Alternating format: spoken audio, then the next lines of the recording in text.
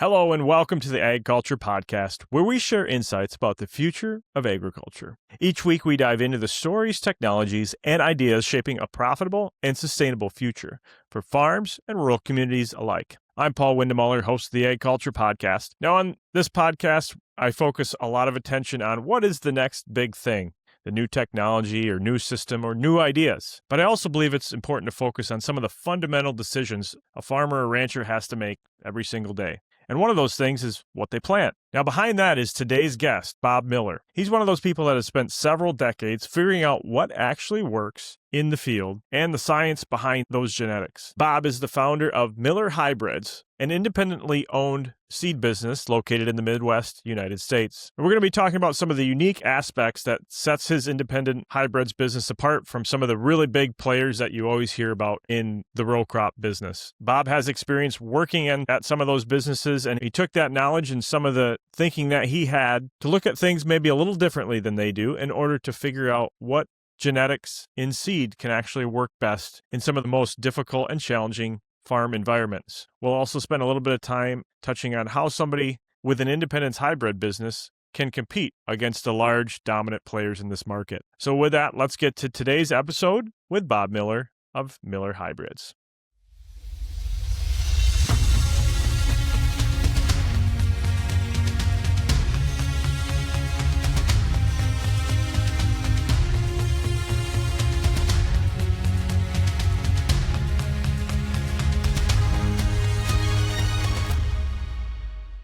Well, Bob Miller, welcome to the AgCulture Podcast. It's great to have you here today. You are the founder and president of Miller Hybrids, located in Iowa, correct? That's right. Just 50 miles south of Iowa City. All right. I want to dig a little bit into your background from before you started the company and talk a little bit about your early career. You grew up, you were a farm boy from Ohio, if I understand that correctly, and got into the science side of seed corn at a pretty early stage in your career. So talk to us a little bit about what drew you into that and a little bit about your early career before you started Miller Hybrids. Sure. I was in Belize, Central America. I went there on a service term with Goshen College and worked with some people from Summit. And I thought originally, well, it'd be cool to develop seed for other countries that couldn't afford, to buy expensive seed and become an international plant breeder. Well, I never did that, but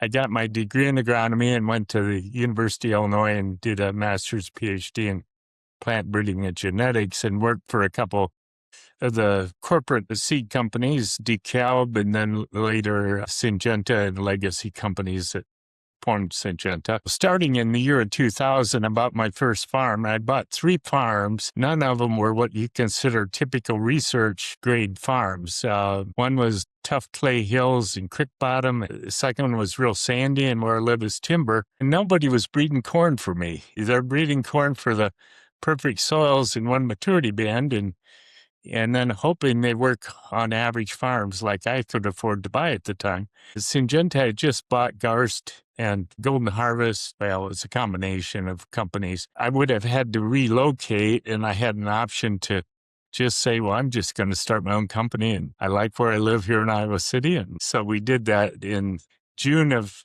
2005. We started Miller Hybrids. That was my first official work day, 21 years ago almost. 21 years ago. Yeah.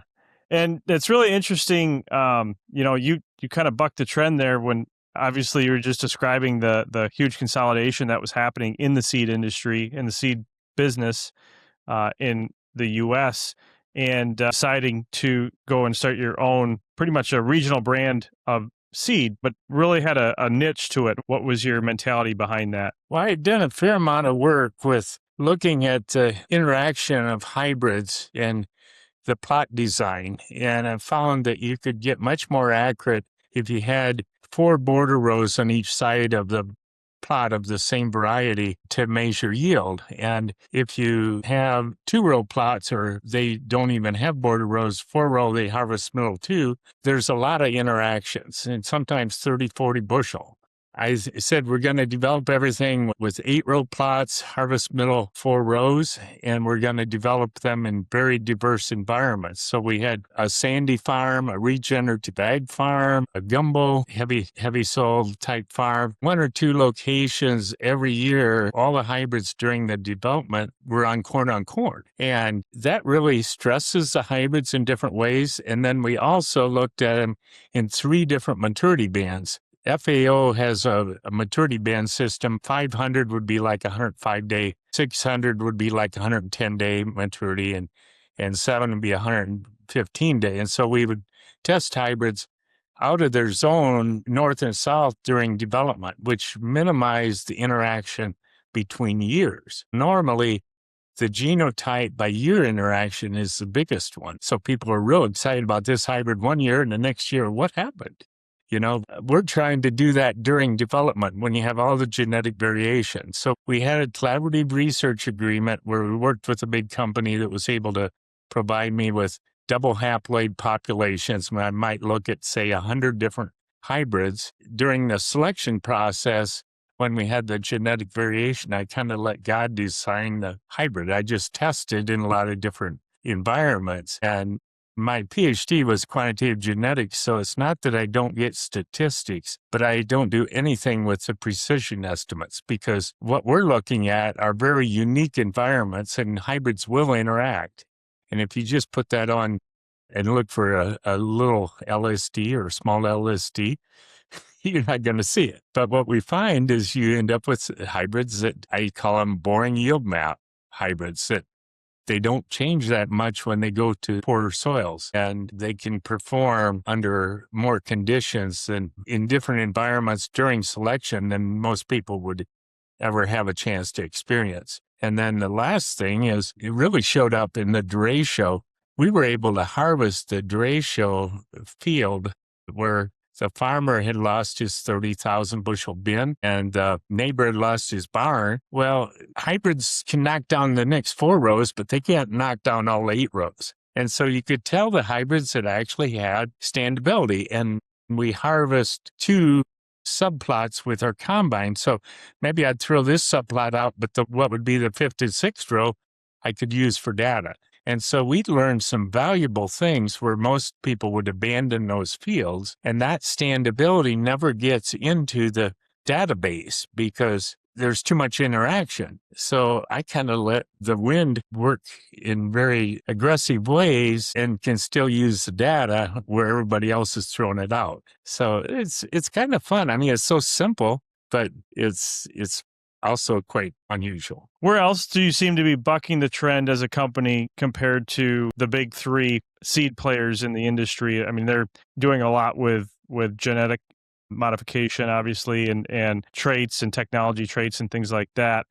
Is that something that you're trying to find a niche in the market that's not dealing with those things, or what's your approach to that? Well, we have probably maybe 55%, it might be 60 this year, conventional, which is very unusual for the business. All the traits that we would put in on hybrids that I've developed would be AgCulture traits, which don't have a very big footprint out there and haven't always come with the best germplasm. But it also has given us some price advantages, and the traits work. It's all about the germplasm and making good decisions on germplasm and then adding traits.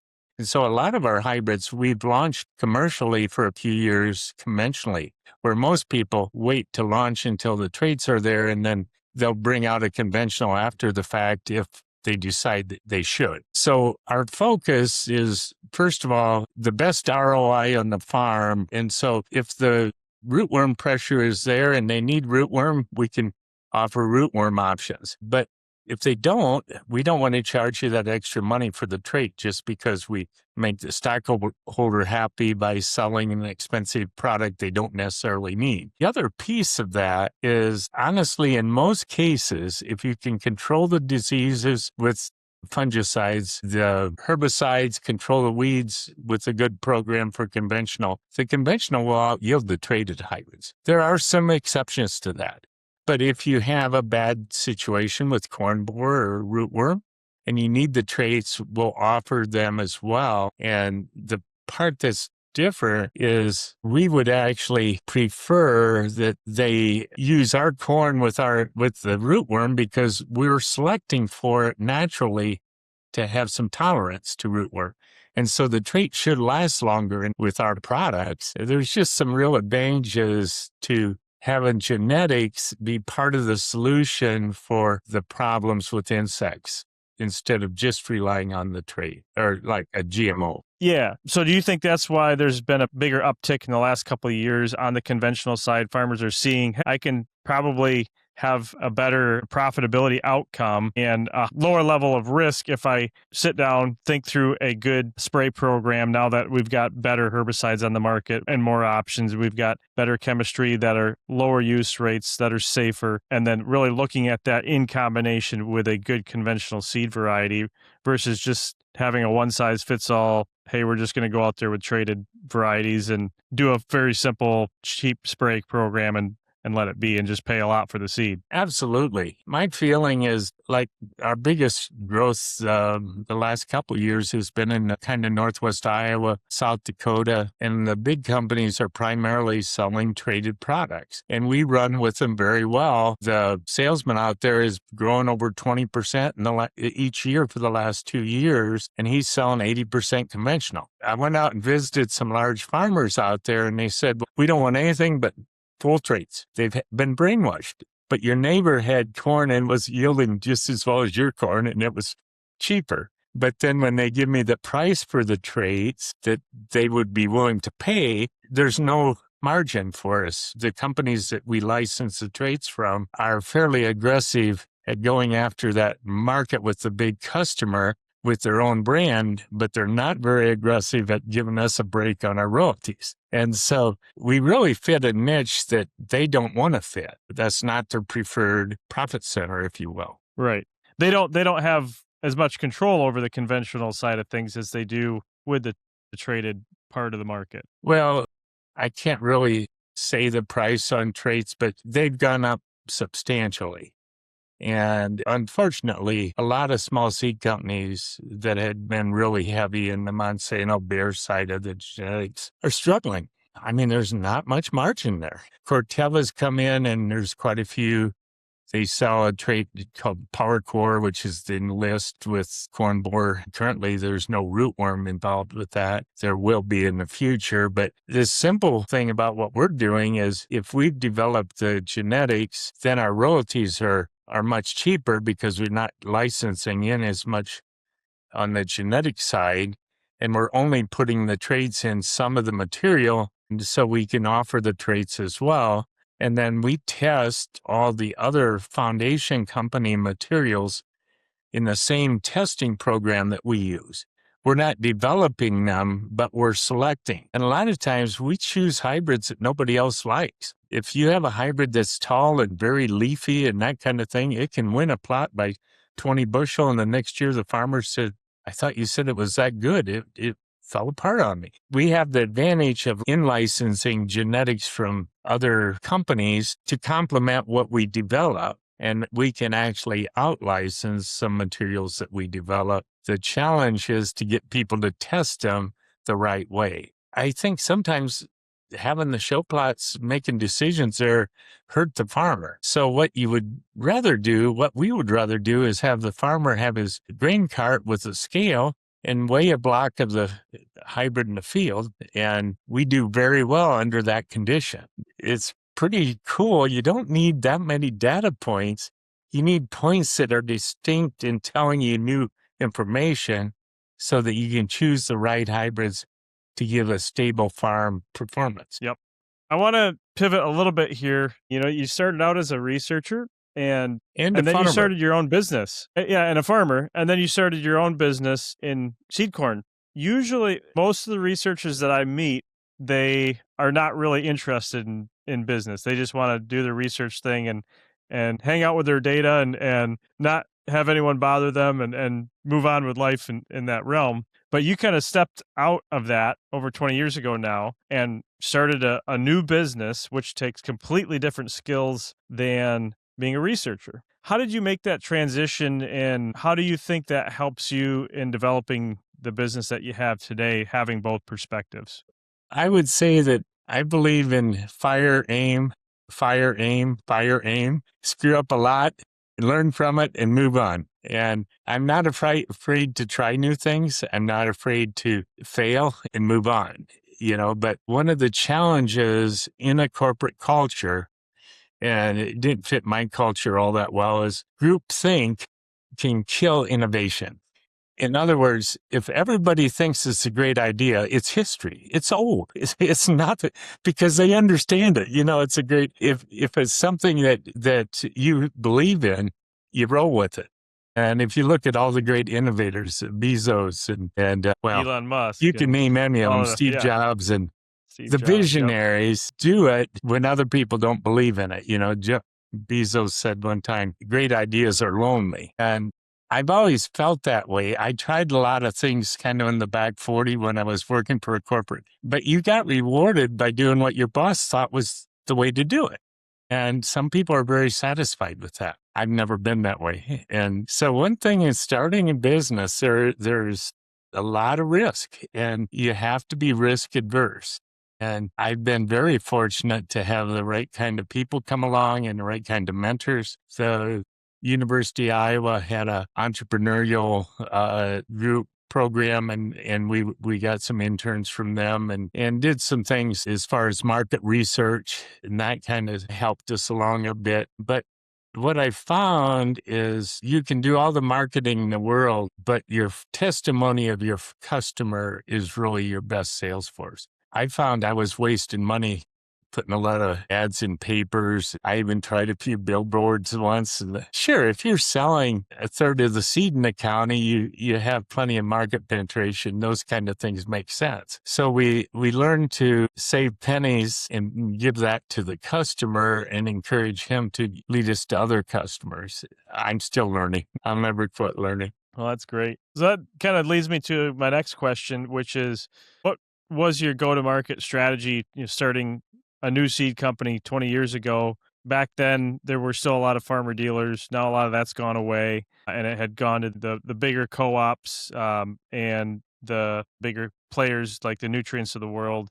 If they didn't like you, they could really block you out of a market. So what was that strategy like when you first started, and has that changed today? We weren't real successful at hiring a lot of farmer dealers that were active sellers. I think a lot of the farmer dealers were dealers because they got cheap seed and they sell little to their neighbors, or their friends. I almost feel, and I've got some really good farmer dealers, so I'm really appreciative of them. But the model of having just a ton of dealers that sell very little isn't going to cut it because they're costing too much. And the farmers are going to drill down. The bigger they get, the more power they think they have. And they're not going to allow you to give away $20 to this guy and $10 to this guy. And their ROI is what they're after. And if you are working with smaller farmers, I think there's a lot of them are wanting to have that local connection with the farmer dealer. And so there's a need for both. But I think that part is dying relative to the larger customer that's really wanting to just look at what it does on their farm, use good metrics from their grain carts and their scales on the carts and those kind of things, and make good decisions and build trust with the company at a little higher level. So that's probably progressed. I do have an online seed sales program I put together, and it allows me to basically choose products by geographic area, whether it be zip code or county, and I can sell whatever products I want in that county for the price I want in that county. In counties where we have a good distribution network already, we can block that out completely, or we can just let it roll with whatever pricing that they would have. And I thought this would take off, and it's been a bit of I would say it was a fun thing, but it wasn't making much money. So it's still going, and I think it's going to take off. And I think one of the reasons why it's a little slower is the older farmers will turn over to their kids. You do the fertility program, you do the fungicide program, you figure out what kind of tillage programs we're going to have or whatever, I'm still going to make the final decision on seed. They're not the Amazon buyers, the people that are under 40 are. So we were probably, again, too early with it. I spent $35,000 on the patent on that, and it's a pretty valuable patent because you can sell anything that way. And it took me a while to convince them it was different than Google, where you just go in and it tell you where the closest person is. Here you can actually set to the parameters of what you want to sell in that area and what you're going to price it for. And the original idea was that was a good way to sell cheap seed, but it's not really the best idea because you really need to understand the seed has to fit the customer. And so we do a lot of support of people that buy that way, make sure that we're not selling them something just because they see it and it's cheap. And you say, well, tell me about your farm. And they say it's sandy and here this hybrid's going to fall apart in the sand, those kind of things. We've looked at a lot of different avenues. The online avenue is one that I'm excited that maybe down the road is going to get a little more gumption, but right now it's been a little slower developing. Direct selling has been growing faster than picking up dealers, but there's some dealers that are really good. So I'm not sure I answered your question. I think when I first started, that first year, I was the only salesman. I had no dealers, and I made 2,000 calls, and I think 2,200 calls to sell 1,200 customers. That's pretty good rate. Yeah, it was pretty terrible, right? Because most of them averaged about a dozen bags or something. It was really hard for me to hire young people and train them to sell seed. That wasn't my gift. And I tried a few of them and they didn't sell a lot of seed like that. I think that's changing now because I think now with the social media and stuff, the one gentleman that talked to you, his name is Harrison Albright in Northern Illinois. He's doing a lot of social media stuff for us and he's opened my eyes. I mean, I hadn't been on our Facebook in a year, that kind of thing. So I think there's a lot of things going to change over the next few years. And a lot of the seed companies that are willing to sell beyond just selling cheap, buying off-patent genetics late, that kind of thing, a lot of those seed companies are going to struggle. So there'll always be a few people looking for cheap seed. I'm not looking for cheap seed. I'm looking for seed that will make you money and be priced right. The most expensive seed you can get is a seed that doesn't work. It's the wrong one, right? Oftentimes that's cheap seed too. Yeah. Sometimes it's expensive seed and it doesn't work. But that's our goal is to grow maybe a little slower than we could, but to be sure that the hybrids that we're selling are solid and not a one-year wonder type thing. What are some of the important seed aspects that you're really honing in on right now, or the ones that you see that are really going to be more critical in the future as the industry changes? Drought tolerance is absolutely critical. I think the disease tolerance is critical. The smaller upright plant style that Corteva or Pioneer and DeKalb are doing, I think ultimately have a lot of promise long term. I mean, they breathe better because they let more light down the canopy, especially if they're more upright.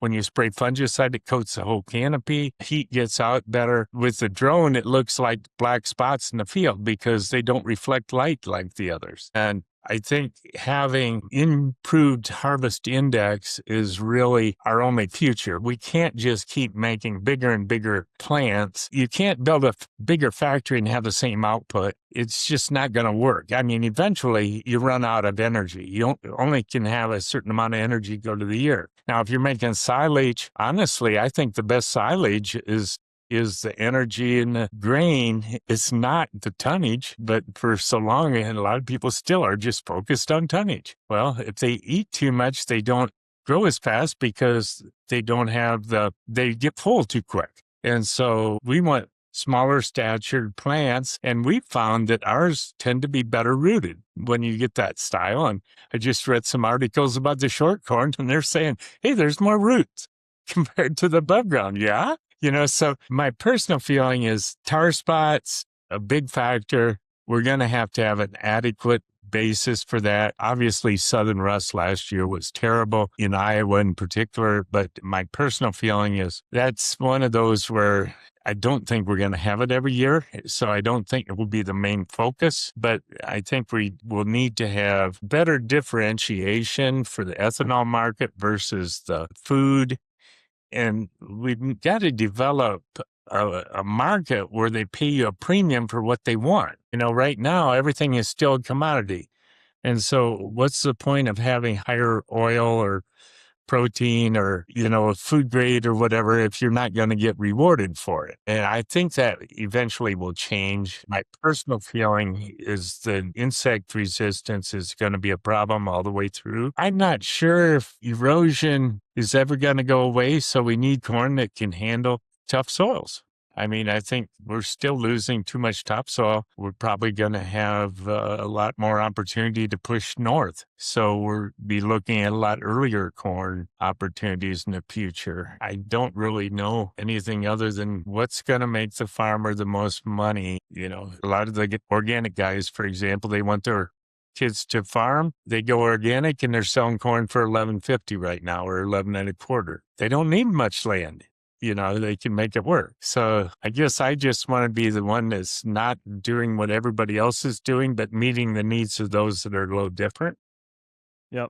So are you looking at more specific market niche over a bigger geography than historically a lot of the smaller seed companies would look at one geography and just try to focus on that one geography and what that one geography needs? Well, we're kind of a diverse geography. We saw a little in Michigan, and then we've got a guy in South Central Illinois and Northern Illinois, and then Iowa and Western Iowa, and then Sioux Falls, South Dakota. We've got a load that may go out to Western Nebraska this week, a load of corn. So we're already spread probably more thinly than I ought to be, which for a small seed company just makes brand awareness more difficult.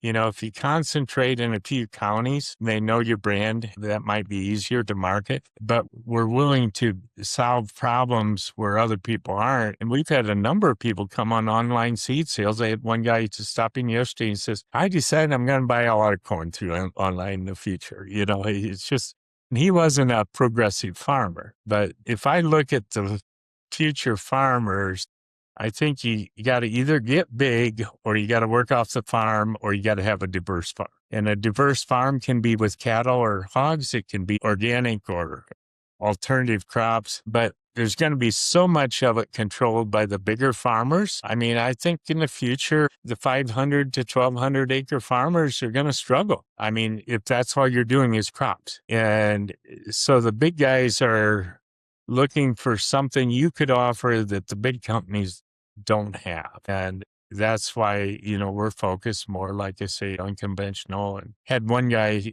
call up a dealer and say he needed 600 bags of conventional corn just a week ago. And he come to us and we can help him. Most people would say, good luck.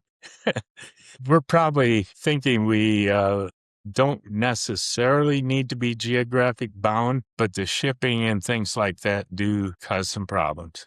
Yeah, that does add some complexity. But I think what you were mentioning about brand awareness, where it used to be, a company would focus on a couple of counties. Now, if you focus on a couple of issues, and it seems like online, going back to the online statements, the social media aspect and the online communities that there are today are what counties used to be 2 or 3 decades ago, right? So people that are looking to solve an issue, maybe it's for the organic corn market, or maybe it's for a specific type of soil, or for a regenerative type of practice, they're talking about these things in their forums that they're online talking about. And with similar farmers facing similar challenges, even though they might be in different geographies. And I think that is really probably why it's opened the door for you guys to go across a wider geography than what would be typical, 20 or 30 years ago for a smaller seed company. Absolutely. And I really think if you look at the number of people that do ag talk type things, if we're good at figuring out how to participate in that better, and that's what Harrison's kind of bringing to the table for us with a younger perspective. And it's hard. If you hired a salesman that brings along 80% of his customers, it's a lot quicker. But if those customers all tend to be older and they're not going to be the future of where you're going to be selling seed in 20 years from now or 10 years from now. It could be a dwindle down too. And so that's why I say go for it. I'm not smart enough to figure it out, so I'll let you worry about that. Well, it's about surrounding yourself with the right people for the future, right? No doubt. And I think there are a lot of people that have needs that they don't think people are meeting. And just being able to find the right demographics with the social media and stuff is something that we haven't got a handle on yet, but I think that's so critical because people want to learn from people that are similar to them. One of the things we're doing now, we're spending twice as much on our seed treatments this year as we probably ever had. But the treatments that we're looking at, we have tested them well in terms of comparing them to a baseline, and they're potentially adding 20 bushel and making sure you have good optical sorting on your soybeans instead of having poor quality beans.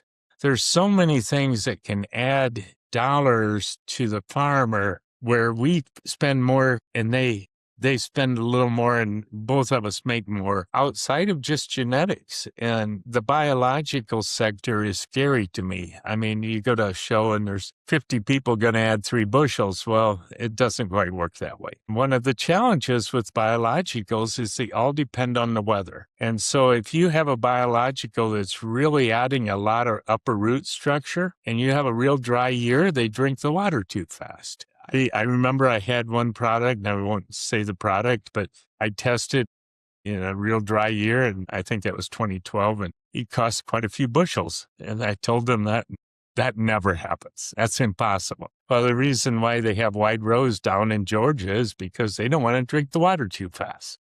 I mean, there's some common sense things, and a biological that works this year might have been because it was really the type of year that favored that type of root or that type of health or whatever.